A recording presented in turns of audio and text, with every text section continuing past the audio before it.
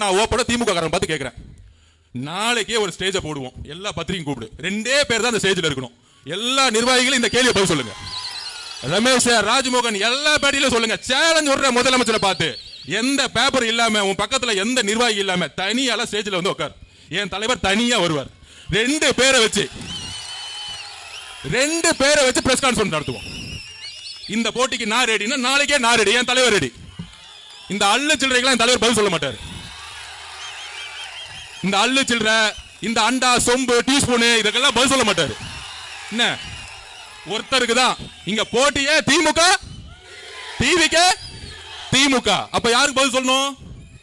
உங்க முதலமைச்சருக்கு உண்மையாலே சமூக நீதியை பத்தி அறிவு இருந்தா, உங்க முதலமைச்சருக்கு பொருளாதாரத்தை பத்தி அறிவு இருந்தா, உங்க முதலமைச்சருக்கு நிர்வாகத்தை பத்தி அறிவு இருந்தா, உங்க முதலமைச்சருக்கு சாதி வாரி கணக்கெடுப்பு பத்தி அறிவு இருந்தா தைரியமா பிரஸ் கான்ஃபரன்ஸ் சொல்லுங்க, எங்க தலைவர் வராரு, நீங்க வாங்க. இன்னமேட்டு பிரஸ் கான்ஃபரன்ஸ் பத்தி பேசினா மாண்புமிகு முதலமைச்சர் நீங்க வாங்க. 2 பேரும் எப்படி அமெரிக்காவில் உட்காந்து முதலமைச்சர் பிரைம் மினிஸ்டர் பிரசிடென்ட் ஆத்துக்கு முன்னாடி 2 பேரும் உட்காந்து பேசுவாங்க மக்கள் முன்னாடி. 2 பேரை பேச வைப்போம். ஃபர்ஸ்ட் ஷாட்லயே அவுட், ஏன்னா ஷூட்டிங் இல்ல, கேமரா இல்ல, சிஎம் போயிட்டே இருப்பாரு. எங்க தலைவருக்கு கேமராவே தேவையில்லை, அவர் ஆல்ரெடி நடிகரா இருந்து வந்தவரியா.